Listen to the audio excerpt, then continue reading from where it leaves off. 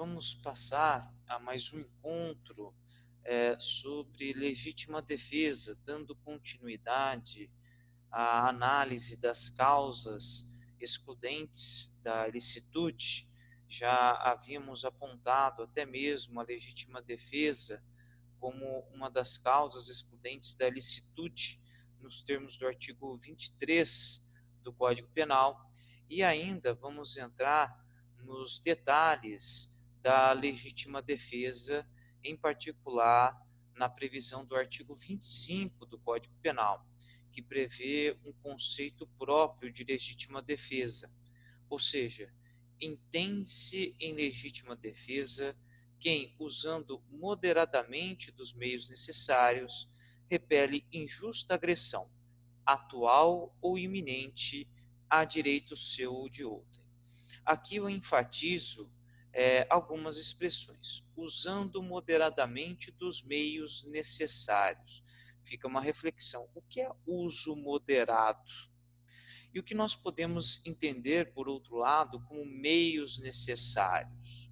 Será que aquele que repele injusta agressão, atual ou iminente, por meio de arma de fogo, sendo que a agressão por parte de outrem, aquele que pratica a agressão por meio de uma faca, será que o primeiro indivíduo que se vale da arma de fogo age em legítima defesa?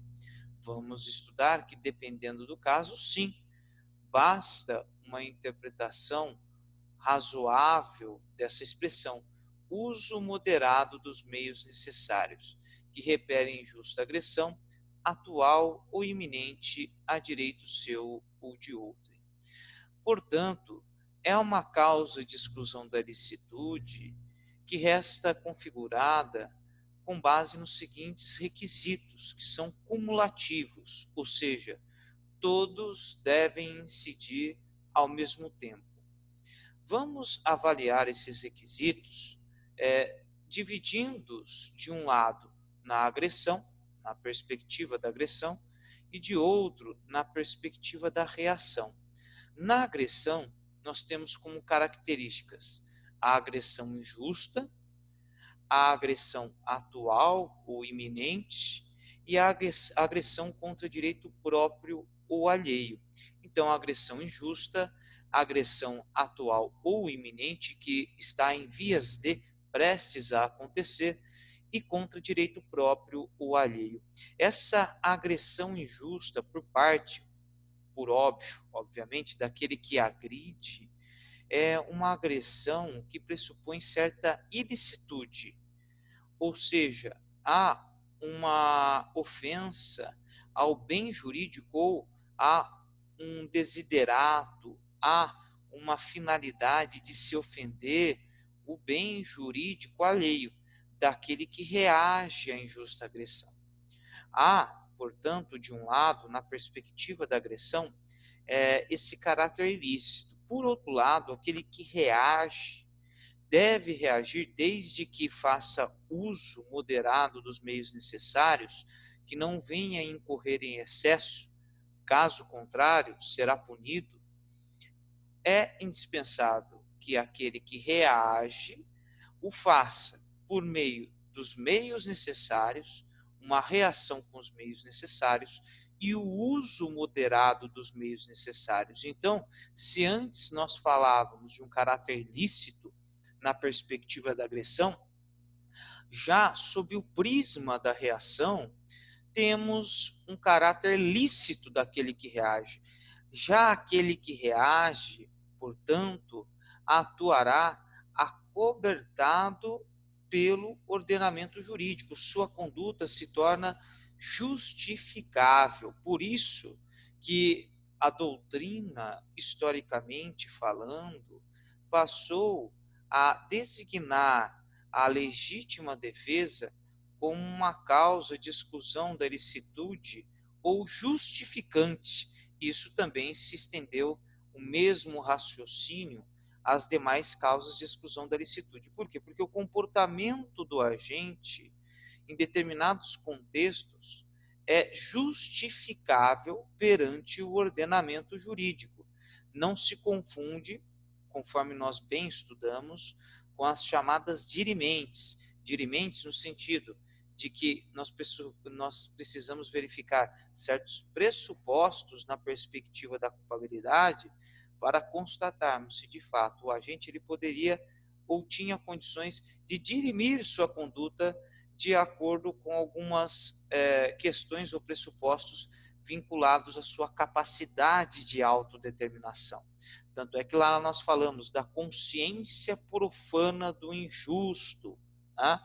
Nós falamos da consciência profana do injusto na perspectiva da culpabilidade. Daí chamarmos as causas de exclusão da culpabilidade de dirimentes e não de justificantes. Lá não há, em grande parte, na maior parte das vezes, a importância da figura do homem médio, mas sim da consciência profana do injusto, já que analisamos a imputabilidade, a potencial consciência da licitude e a exigibilidade de conduta diversa.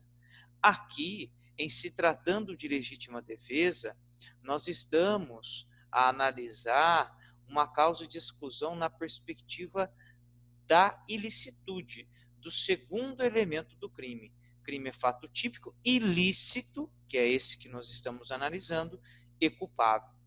Portanto, avançando, trouxemos aqui considerações importantes e notem os requisitos, né? Uma vez mais, da legítima defesa, e aqui eu destaco até mesmo entre eles a intenção de agir em legítima defesa.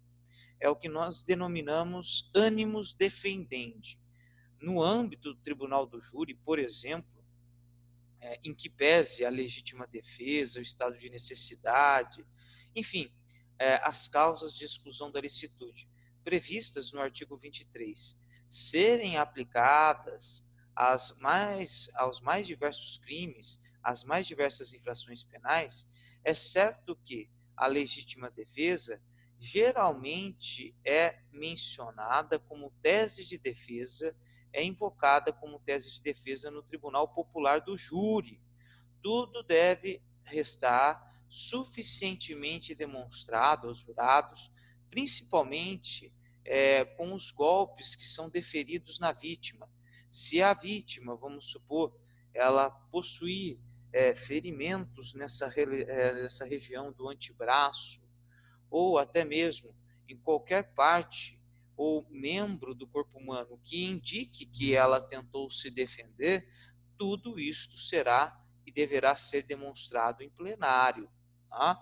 E depois, se for invocada como tese, se submeterá aos quesitos a serem formulados aos jurados na sala secreta. Tá? Então, por isso que eu trago essas curiosidades.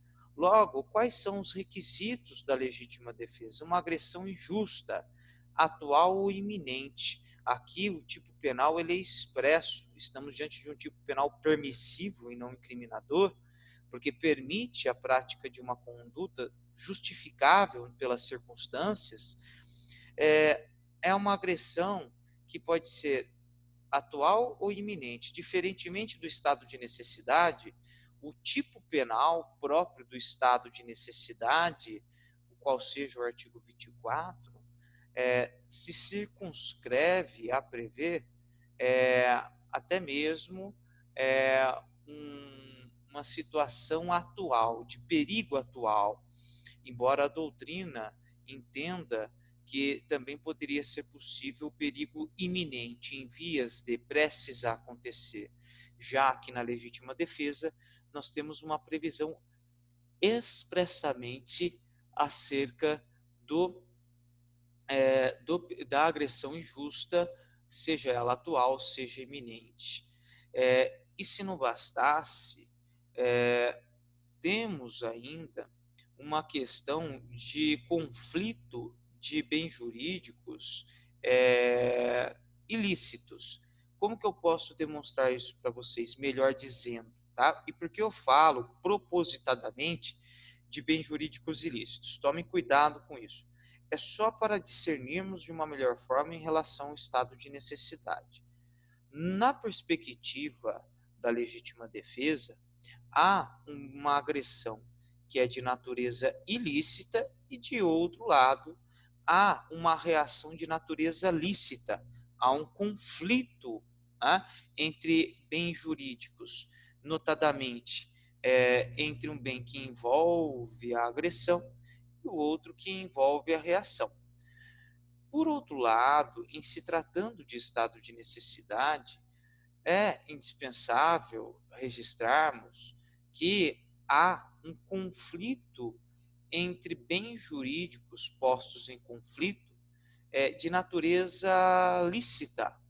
Ou seja, lembra-se lá que o próprio agente atua licitamente com a finalidade de resguardar bem jurídico alheio diante de uma situação que não envolve uma agressão injusta, mas sim um perigo. E um perigo não pressupõe algo ilícito que tenha sido provocado pelo agente. Aquele perigo corre normalmente de circunstâncias cotidianas, de circunstâncias dentro de um certo grau de normalidade, mas que ocorrendo normalmente, eu quero dizer normalidade, que diz respeito a ocorrer normalmente em sociedade, um fato, ele gera uma circunstância extrema de um perigo atual iminente que justifica a atuação do agente em estado de necessidade.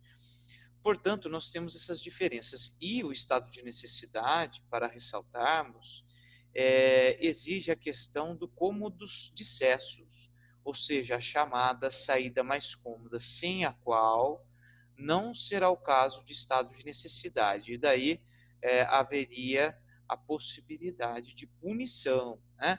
Nós entraríamos naquela esfera. Tendo em vista que embora seja razoável o estado de necessidade, exigir-se o sacrifício do bem, será o agente punido, porém, fará jus a uma causa de diminuição da pena, né? Até mesmo, nos termos do artigo 24, parágrafo 2º, embora seja razoável exigir-se o sacrifício do direito ameaçado, a pena poderá ser reduzida de 1 a 2/3. A pena poderá ser reduzida de 1 a 2/3. Tudo bem? Então, vamos avançar e vamos falar desse primeiro requisito, da agressão. E enfatizando que agressão não se confunde com provocação. E enfatizando que a agressão não se confunde com provocação. A agressão é uma conduta consciente e voluntária. A agressão é uma conduta consciente e voluntária por parte daquele que causa lesão ou expõe a perigo de lesão um bem penalmente relevante de outrem, por parte daquele que causa lesão ou expõe a perigo de lesão um bem penalmente relevante de titularidade de outrem. Essa agressão ela pode ser praticada exclusivamente pelo ser humano, e aqui nós incluímos os inimputáveis, embora não seja possível essa agressão por meio de um animal ou coisa. Por meio de um animal ou coisa. Mas nós temos que tomar cuidado aqui, por quê? Porque, em regra, o animal ou uma coisa não tem consciência e voluntariedade, só que podem ser utilizados como instrumento do crime. Daí, nesses casos, se constatado que tais são utilizados como instrumento do crime, daí isto pode autorizar a outra pessoa a agir em legítima defesa. Em legítima defesa. A agressão não se confunde com provocação.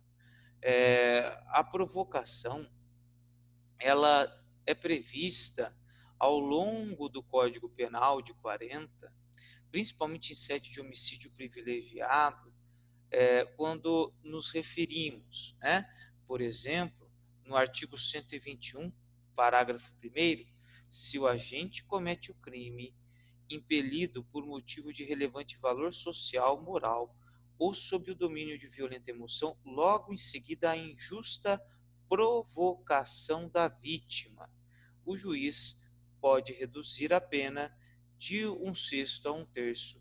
Aqui, em se tratando de homicídio privilegiado, há a provocação no sentido de que a vítima ela transpassa certo grau de instabilidade ao agente, aquele que pratica o crime de homicídio privilegiado. Após provocar o agente ele permanece sob o domínio de violenta emoção, logo em seguida a injusta provocação da vítima, matando-a. Será o caso de homicídio privilegiado, que não é um privilégio, é uma causa de diminuição da pena, e, portanto, a provocação, no espírito do Código Penal, não tem o mesmo conceito que aquele empregado assumido pela agressão, porque a agressão pressupõe uma lesão ou exposição a perigo de lesão a bem jurídico penal alheio, a bem jurídico penal alheio. Portanto, nós temos aqui, de uma forma muito clara, essa separação entre provocação e agressão, sendo que é a agressão que deve ser analisada na ótica da legítima defesa. Vamos avançar e vamos falar ainda mais dos requisitos da legítima defesa. Ao falarmos ainda da agressão, vamos falar um pouquinho também do ataque de animais. Ou seja, conforme vocês podem acompanhar, animais que atacam ou oferecem riscos às pessoas podem ser sacrificados com base no estado de necessidade. Se A desfere golpe mortal no cão feroz de B, sem que B tenha instigado o animal para proteger criança do ataque furioso e arriscado do animal, a ação de A é plenamente justificável por estado de necessidade. Então, a ação de A será plenamente justificável por estado de necessidade. Noutro viés, se alguém se utiliza de um animal como instrumento de um crime, e aqui entra exatamente numa situação que já havia exposto, e utiliza-se de um animal como instrumento de um crime, a ponto de ordená-lo para o ataque à vítima, esta estará autorizada a agir em legítima defesa. Por exemplo, B instiga seu cão a atacar uma criança no momento em que A desfere golpe mortal no animal para protegê-la. Neste caso, A atua em legítima defesa de terceiro da criança e poderia atuar em legítima defesa própria se o ataque fosse investido contra ele próprio, se o ataque fosse investido contra ele próprio. Se não bastasse, vocês podem perguntar o seguinte: um inimputável pode agir em legítima defesa? Obviamente que sim. O próprio inimputável, ele pode agir mediante legítima defesa. Porém, guardados alguns fundamentos aqui, algumas ressalvas pela doutrina, né? Mas vamos trazer aqui algumas discussões para chegarmos a um consenso. Notem vocês como se apresenta aqui no slide. A agressão pode ser praticada por inimputável. Vamos pressupor que a agressão tenha partido dele, pois ele próprio pratica conduta consciente e voluntária que pode caracterizar a agressão. Em regra, o inimputável pode praticar fato típico antijurídico, mas ausente sua culpabilidade, quiçá da ilicitude, quiçá da sua ilicitude, só voltando aqui, quiçá da sua ilicitude se atuar acobertado pela legítima defesa. Já para Nelson Hungria, os inimputáveis são irracionais e, por conseguinte, não podem atuar em legítima defesa, pois ausentes a consciência e a voluntariedade da sua conduta ou em sua conduta. Notem, portanto, que os inimputáveis eles podem praticar uma agressão, né? Sendo que a conduta deles seria caracterizada por essa ilicitude e aquele que irá repelir essa conduta está autorizado a agir em legítima defesa. Agora, um inimputável, ele pode agir em legítima defesa? Obviamente, assim, podemos sustentar, e eu sou adepto a esse entendimento, modéstia à parte, que sim, porque, se nós formos avaliar o Estatuto das Pessoas com Deficiência, o Estatuto das Pessoas com Deficiência trouxe uma nova ótica a respeito dos inimputáveis, principalmente das pessoas com deficiência, colocando-as no mesmo pé de igualdade em relação aos demais. Se as colocou no mesmo pé de igualdade e com todo o fundamento legítimo em relação às demais pessoas para os atos da vida civil em geral, com mais razão isso surtiria reflexos na área criminal. Está certo que na área criminal nós discutimos sobre a imputabilidade, que é diferente da capacidade civil e afins. De todo caso, para verificarmos se um inimputável ele poderá agir ou não em legítima defesa, é indispensável que seja analisado cada contexto fático, porque há casos em que se vislumbra certa margem para se reconhecer a legítima defesa em caso de inimputabilidade. Em caso de inimputabilidade. Então, pode variar de caso a caso. Já Nelson Hungria sustentava que os inimputáveis são irracionais e, por essa razão, não pode atuar em legítima defesa, pois ausentes a consciência e a voluntariedade de sua conduta. E se não bastasse um outro motivo que eu passo aqui a expor, diz respeito ao seguinte: todo e qualquer indivíduo, independentemente da sua capacidade de autodeterminação, tem o direito de, necessariamente, agir ou repelir uma injusta agressão, porque naquele indivíduo se afloram os mais diversos bens jurídicos. Caso ele não possa assim proceder, agir em legítima defesa, esse indivíduo ficaria, ao menos em grande parte, desguarnecido. E até que ponto nós estaríamos diante de um direito penal democrático em caso de não reconhecimento da legítima defesa, né? Você reconhece que um inimputável, dependendo do contexto, ele pode praticar uma agressão, mas você reconhece que de outro lado, de uma outra forma, ele não pode repelir a injusta agressão. Enfim, são fundamentos, né? Nós vamos até mesmo explorar isso ao longo da nossa aula, tranquilamente. Aqui é mais uma explicação, ainda que em passant, acerca dos inimputáveis. Quais as características da agressão? A agressão, ela deve ser, obviamente, atual e iminente. A agressão atual é aquela que realmente acontece no momento dos fatos, no presente. Então, eis a agressão atual. A agressão iminente é aquela prestes a ocorrer em vias de. Logo, há a possibilidade de duas formas de agressão em termos temporais, a atual ou a iminente. Já uma vez cessada a agressão, não será mais cabível a legítima defesa. Uma vez cessada a agressão, não será mais cabível a legítima defesa. A agressão, outro sim, deve ser injusta. Para a caracterização da legítima defesa, a pessoa que repele a injusta agressão deve-se valer do uso moderado dos meios necessários. E vai repelir, não é uma agressão justa, porque se for uma agressão justa, não haverá legítima defesa. A defesa não será legítima, não terá sua integridade com base no ordenamento jurídico penal.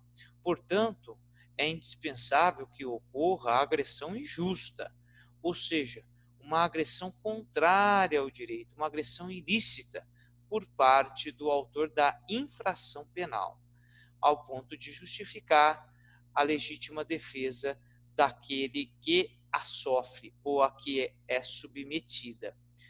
A agressão justa, portanto, não é possível, e como eu disse para vocês, a agressão por animal autoriza a legítima defesa desde que o animal seja utilizado como instrumento do crime, né?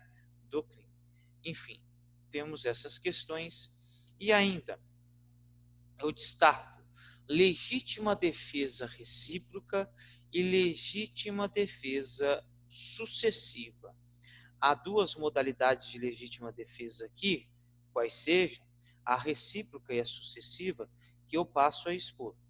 A legítima defesa recíproca pressupõe que alguém seja injustamente agredido, advindo a reação de quem quer se defender. Assim, de um lado, há comportamento ilícito do agressor e de outro, comportamento lícito do ofendido. E aqui é um ponto importantíssimo, porque a partir dessa premissa da legítima defesa recíproca, nós afirmamos o seguinte, e isso é indispensável: não se admite legítima defesa real em face de legítima defesa real anteriormente iniciada, mas somente se admite legítima defesa, o que se denomina legítima defesa recíproca, nos seguintes casos. Por que eu falo isso? Tem alguns casos em que o agente ele imagina que age em legítima defesa, imagina uma agressão injusta quando em verdade não há uma agressão injusta. Ele imagina. E daí ele supõe que age em legítima defesa. Nesse caso, nós estamos falando de legítima defesa putativa. Daí, aquele necessariamente que é indicado como agressor, mas em verdade não é, porque não existe essa agressão, aquele que é agressor, diante da reação daquele que tem a imaginação, aquele que é agressor, ele age em legítima defesa. Isso é o que nós chamamos de legítima defesa recíproca. É como se houvesse, por exemplo, um efeito cascata, dominó, entre os atores que se encontram no contexto fático. Um supõe a legítima defesa e investe contra o outro. O outro, que até então era indicado como agressor, e de fato não o é, daí ele passa a repelir a injusta agressão daquele que imaginou a legítima defesa, que se tornou agressor, uma agressão injusta. Nesse caso, nós admitiríamos a chamada legítima defesa recíproca. Agora, o que nós não admitimos e que não configura legítima defesa recíproca é quando alguém age em legítima defesa real diante de legítima defesa real, ou seja, de fato existe agressão injusta, daí alguém repele essa injusta agressão. Ao repelir a injusta agressão, o outro que praticou a agressão injusta, daí passa a repelir a injusta agressão daquele que antes estava repelindo. Isso não é admitido. Não existe legítima defesa real em face de legítima defesa real anteriormente iniciada. Por quê? Porque isso, estenderia, ampliaria demasiadamente as hipóteses de legítima defesa, se é que há legítima defesa, mas ampliaria muito o reconhecimento e a margem de discussão da legítima defesa. E dois, se esvaece aquele conflito entre uma agressão ilícita e a conduta de repelir justamente, licitamente, a agressão ilícita. Se esvaeceria à medida que a gente tem duas legítimas defesas reais, né? Então, portanto, quando nós falamos de legítima defesa recíproca, nós não estamos nos referindo à legítima defesa real em face de legítima defesa real anteriormente iniciada. Isto não é admitido.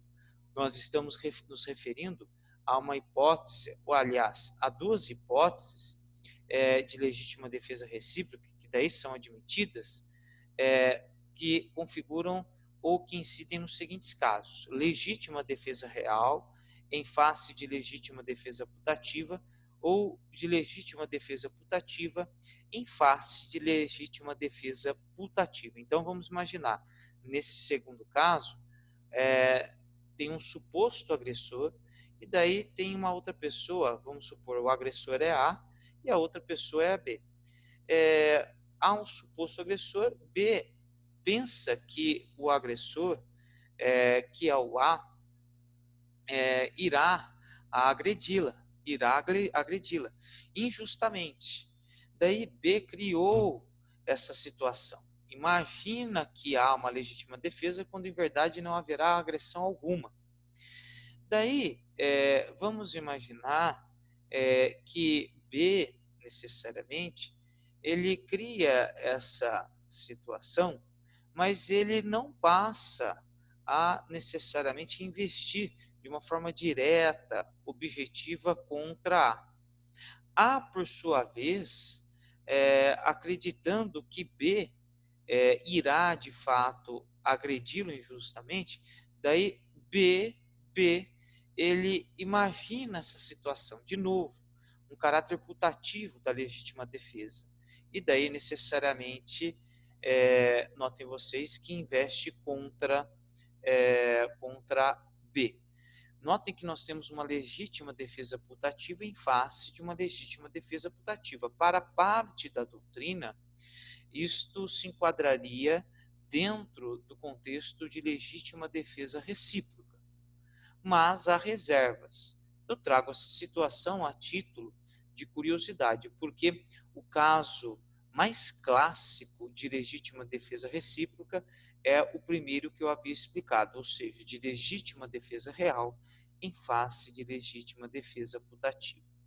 Então, estudamos já um primeiro ponto aqui de classificação de legítima defesa importantíssimo. Falamos, portanto, de legítima defesa recíproca. Noutro giro, há a chamada legítima defesa sucessiva. A legítima defesa sucessiva consiste na reação contra o excesso, ou seja, uma pessoa inicialmente atuando em legítima defesa excede sua conduta, tornando-se sua conduta ilícita, o que autoriza a legítima defesa da parte contrária, né? Ou seja, vamos imaginar agressor e aquele que repele a injusta agressão. Aquele que repele a injusta agressão age além daquilo que é razoável para se reconhecer a legítima defesa, para reconhecimento da legítima defesa, excedendo os limites do que é tolerado, do que é permitido pelo ordenamento jurídico. Até então, sua conduta que outrora era lícita, ela torna-se ilícita em razão do excesso. E aí há uma lesão ao bem jurídico alheio daquele inicialmente que praticou a agressão. Aquele que inicialmente praticou a agressão, diante do excesso, daí poderá agir em legítima defesa. Nós chamamos esse caso de legítima defesa sucessiva, quando envolve a questão do excesso. Portanto, nós temos essa questão que é indispensável. Vamos até mesmo aqui, pessoal, comparar, né, novamente os institutos, legítima defesa recíproca e legítima defesa sucessiva. A última se refere ao excesso. A primeira, em se tratando de legítima defesa real, em face de legítima defesa putativa. Vamos imaginar o seguinte, tá? Como nós temos aqui. No caso da legítima defesa putativa, o comportamento de quem supõe por erro estar acobertado por causa justificante é injusto, razão pela qual cabe reação por parte do agredido, ou seja, tem uma pessoa A que pratica uma conduta e tem a outra B. Até então a A é tida como um agressor, como pessoa que vai agredir. Já a B é tida como uma pessoa que vai repelir a injusta agressão. Mas toda essa situação é imaginada por B. E B, necessariamente, ele imagina que A irá agredi-la injustamente, mas A não vai agredi-la. Daí B, necessariamente, investe contra A. Se A antes era o agressor, notem que esse status foi transferido a B. B se tornou o agressor. B imaginou que A iria agredi-lo, quando em verdade não haveria nenhuma agressão. E daí B ataca A. A, inicialmente que era agressor, passa a estar autorizado, torna-se a estar autorizado a agir em legítima defesa, diante de uma agressão injusta, essa sim, por parte de B. Tudo bem? Eis a legítima defesa real em face de legítima defesa putativa. Vamos avançar e notem que a legítima defesa ela pode se dividir em própria ou de terceiro. Será legítima defesa própria quando a pessoa, usando moderadamente dos meios necessários, repele injusta agressão atual ou iminente para salvaguardar seu próprio direito seu. Porém, será legítima defesa de terceiro à medida que a pessoa, usando também moderadamente dos meios necessários, repere a injusta agressão atual ou iminente para salvaguardar bem jurídico de terceiro, alheio. Então, portanto, aqui nós temos a possibilidade de legítima defesa de terceiro, além da legítima defesa própria. Duas modalidades diferentes. Ainda, a intenção de atuar em legítima defesa, que nós reconhecemos do latim animus defendendi. O artigo 25 do Código Penal, isso é importante destacar, não exige expressamente o requisito subjetivo, a intenção do agente para a caracterização da legítima defesa. Porém, de acordo com a doutrina, e até mesmo na prática forense, indaga-se acerca do elemento subjetivo da intenção. Se, de fato, é indispensável esse animus defendendi. Prevalece na doutrina que sim, em grande parte da jurisprudência também, que sim, deve restar demonstrado o animus defendendi, a intenção do agente de atuar em legítima defesa na ocasião dos fatos. Analisamos, portanto, até então, esse requisito que diz respeito à agressão injusta, atual ou iminente. Vamos adentrar cada vez mais nos detalhes da legítima defesa e vamos analisar, doravante, a questão do uso moderado dos meios necessários. A pessoa que se encontra num contexto de legítima defesa está autorizada a repelir a injusta agressão atual e iminente por meio do uso moderado dos meios necessários. O que nós entendemos como emprego dos meios necessários? Os meios necessários são os meios lesivos, menos lesivos e mais eficazes para repelir a injusta agressão. Então, dar-se-á preferência aos meios menos lesivos e mais eficazes para se repelir a injusta agressão necessariamente do agressor. Portanto, os meios menos lesivos e mais eficazes devem ser tomados em consideração. Agora, uma reflexão. Há excesso quando uma pessoa reage com uma arma de fogo contra alguém que a agride de forma desordenada? Em regra, não. Em regra, não. Tá? Eu cito aqui um exemplo.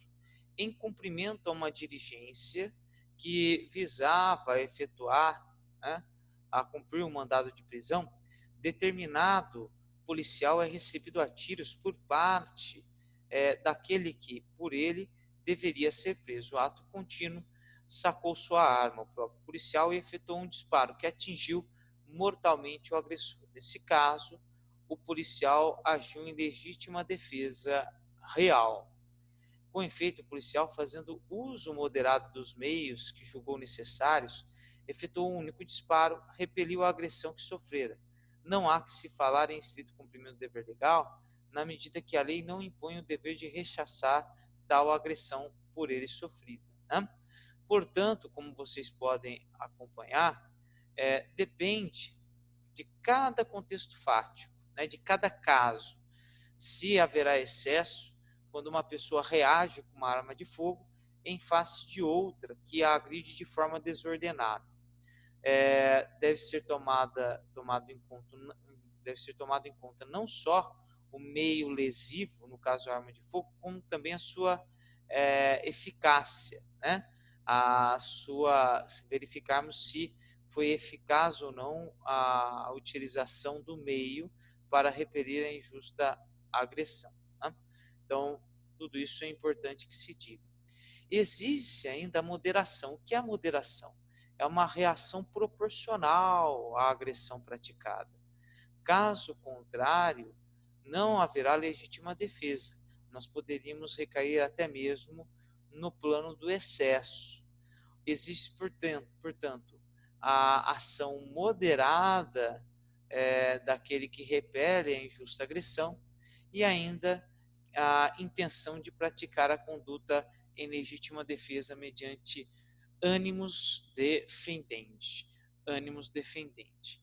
Portanto, para verificarmos e determinarmos a moderação, é indispensável que a gente tome em consideração a cessação do ataque, até o momento em que o agente cessou o ataque, como que foi a conduta dele, como poderíamos esperar a sua reação. Se a reação for excessiva ou imoderada, e uma vez cessada a agressão, o sujeito ainda insistir em sua conduta, será o caso de excesso e ele deverá responder a tanto, a tanto. Aqui é importante que se diga que nós temos um tema importante que versa sobre a coisa julgada. Será que uma decisão penal faz coisa julgada nocível? Impede a indenização nocível? Né? Em regra, por exemplo, uma sentença penal absolutória que reconhece uma causa de exclusão da licitude faz coisa julgada nocível, impedindo até mesmo a discussão de indenização na órbita civil. Né? Então, por exemplo, seria o caso de excludentes da ilicitude, seria o caso de absolvição pela inexistência material do fato, a absolvição pela negativa de autoria. Tem certos casos em que já se decide na órbita criminal em que o fato não constitui um ilícito penal. Então, necessariamente, mesmo com a ocorrência do fato, reconhecendo em regra uma causa de exclusão da licitude, daí a decisão na área criminal necessariamente fará coisa julgada nocível, impedindo a discussão de indenização. Agora, vamos imaginar o seguinte: tem alguns casos em que o fato, embora não seja considerado um ilícito na área criminal, causa prejuízos em demasia, amplamente às vítimas, no contexto delituoso. E daí, a matéria, ainda que tenha absolvição na área criminal, poderá ser discutida no cível por força do princípio, até mesmo por força da autonomia e independência das instâncias. Ou seja, a quais casos eu me refiro?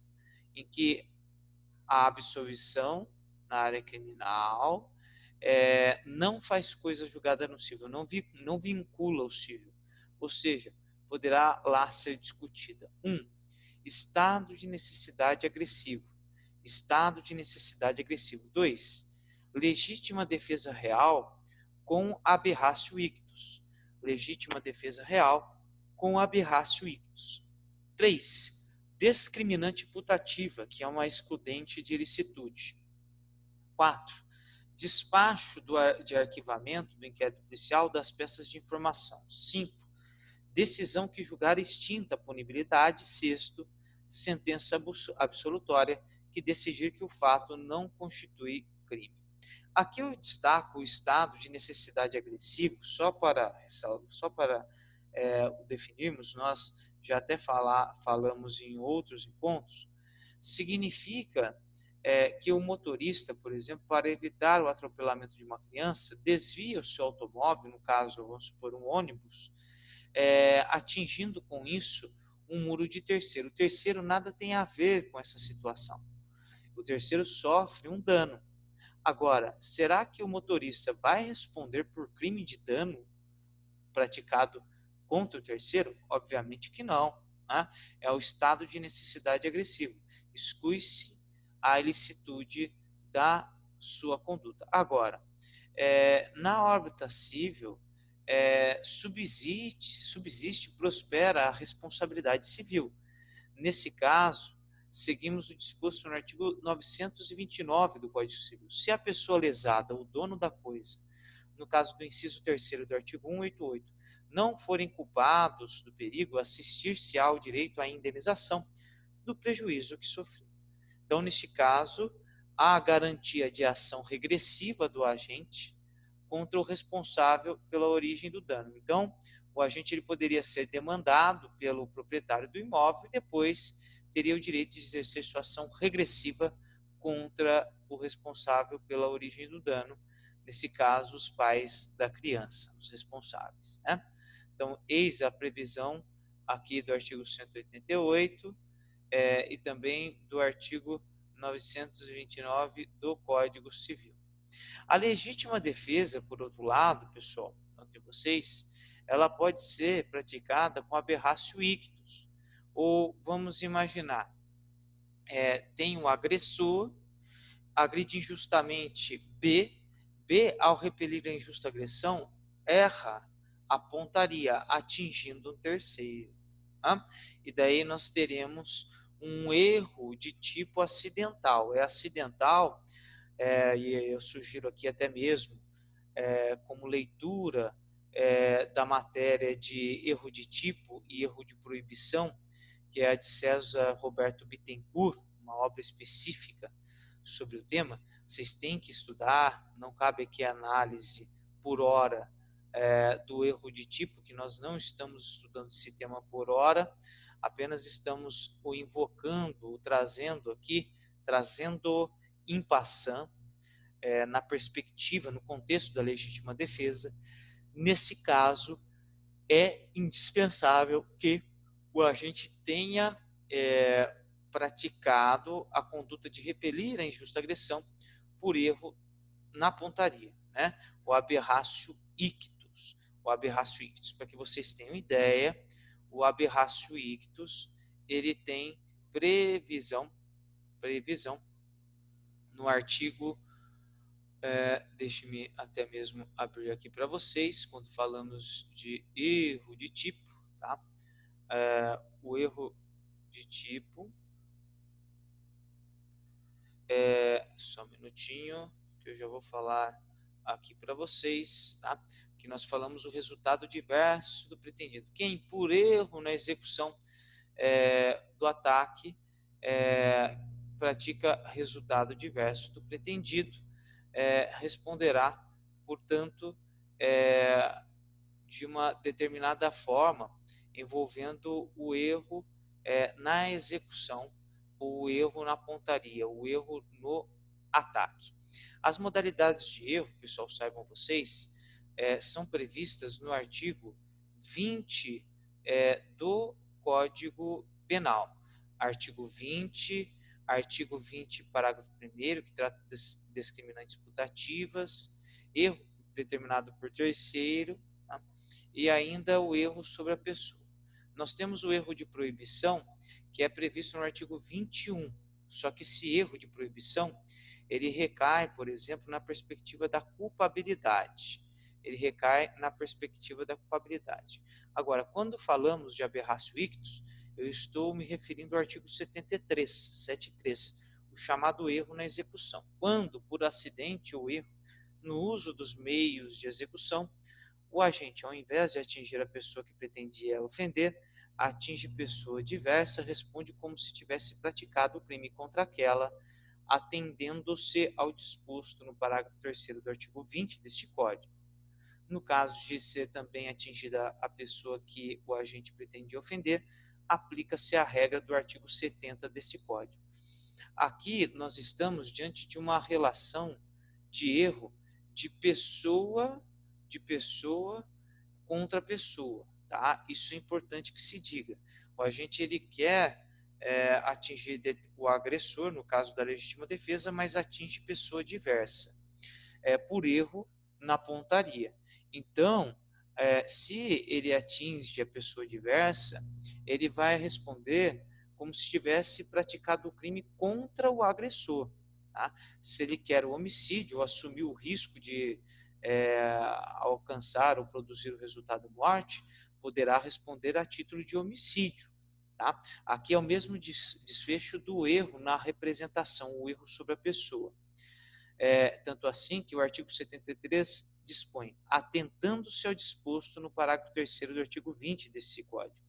Agora, se ele atinge tanto o agressor, que é a vítima, vamos dizer assim, virtualmente que ele deseja atingir, como a vítima real, que atingiu também aleatoriamente no plano fático, ele vai responder na forma do artigo 70, que é o concurso formal, porque mediante uma só ação ou omissão, ele praticou 2 ou mais crimes idênticos ou não. Tá? E daí, necessariamente, nós teremos o desfecho no artigo 70 do Código Penal, quando o agente, mediante uma só ação ou omissão, pratica 2 ou mais crimes, idênticos ou não, aplica-se-lhe a mais grave das penas cabíveis, ou se iguais, somente uma delas, mas aumentada, em qualquer caso, de 1/6 até a metade. E daí o artigo 74 trata da chamada aberratio criminis, e não da aberratio ictus. Artigo 74, aberratio criminis, artigo 73, aberratio ictus. O artigo 74, que é da aberratio criminis, é o mesmo que falarmos de resultado diverso do pretendido. Então, aqui há uma relação de pessoa em relação ao crime, né? De pessoa contra crime. Então, é importante que vocês saibam de tudo isso, tá? Vocês necessariamente terão conhecimento dessa matéria no encontro próprio. Enfim, avançamos bem no que diz respeito ao tema da legítima defesa, tá?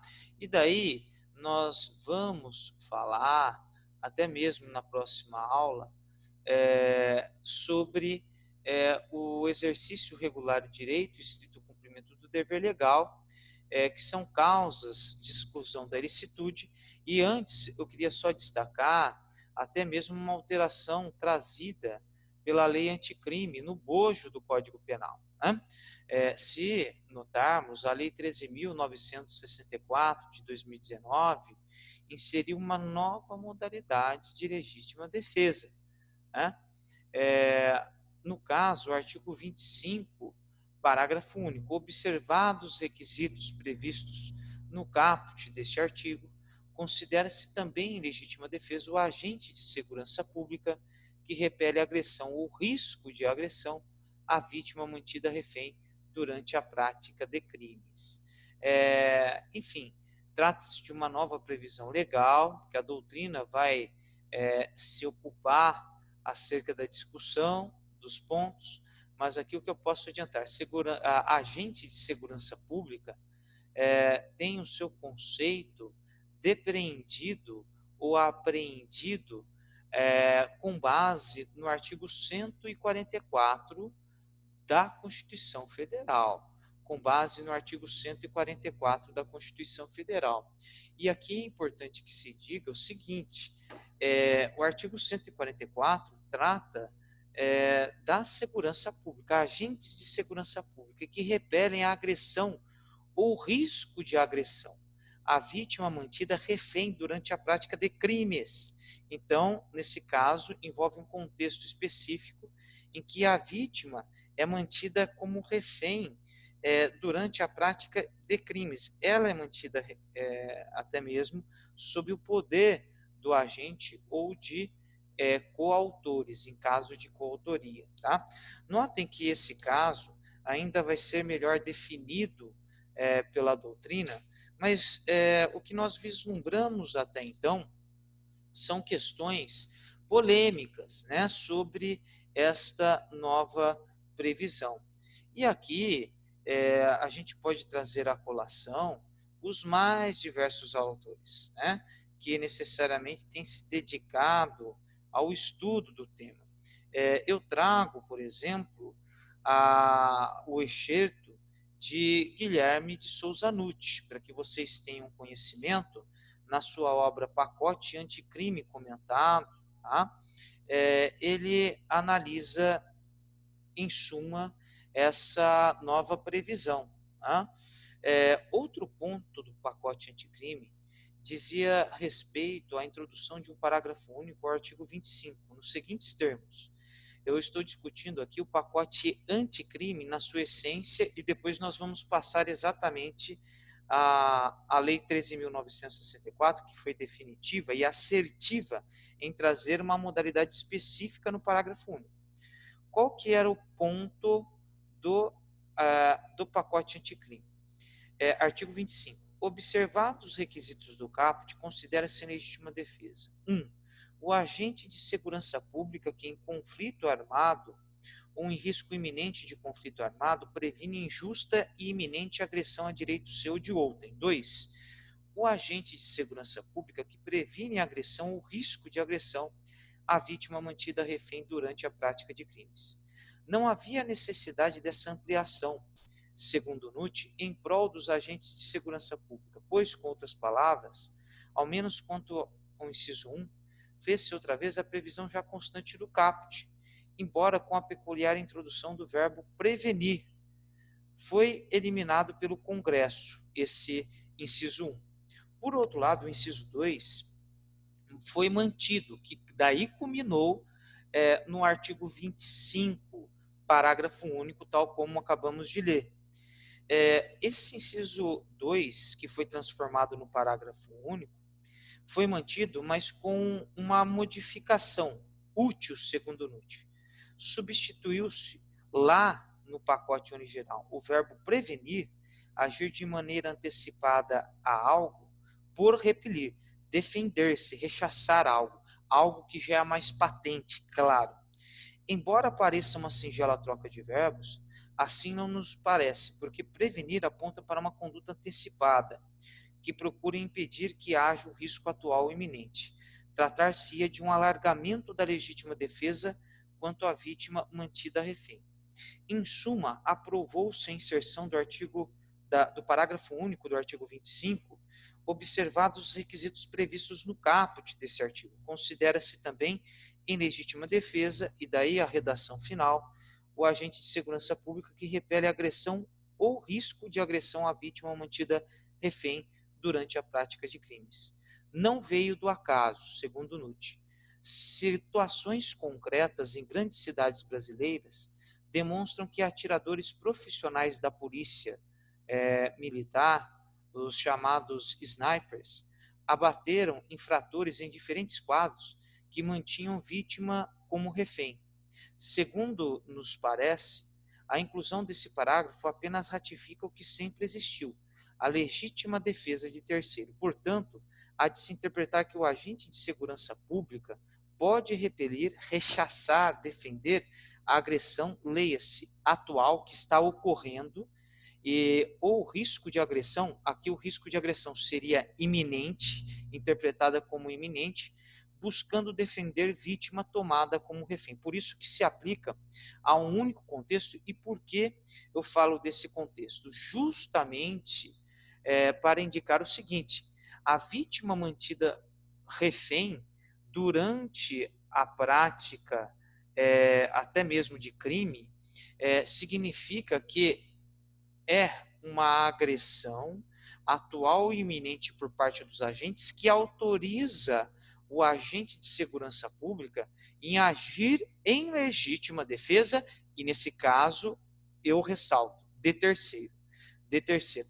É uma nova modalidade da lei anticrime e que necessariamente será trazida aí à baila, à discussão, até mesmo pela doutrina e, acima de tudo, pela prática forense, dependendo do tribunal do júri, do procedimento especial dos crimes dolosos contra a vida, quando envolve exatamente os, vamos dizer assim, os atiradores da Polícia Militar.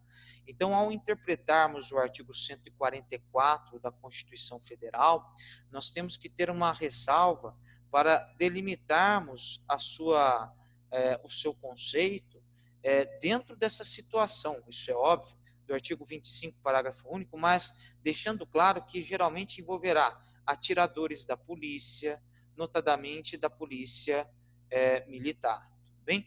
Nós temos críticas, pessoal, a essa questão da legítima defesa, até mesmo antes, tá?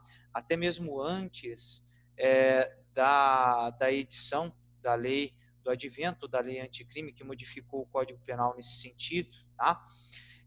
E ainda nós temos discussões já desse artigo 25, parágrafo único, tá?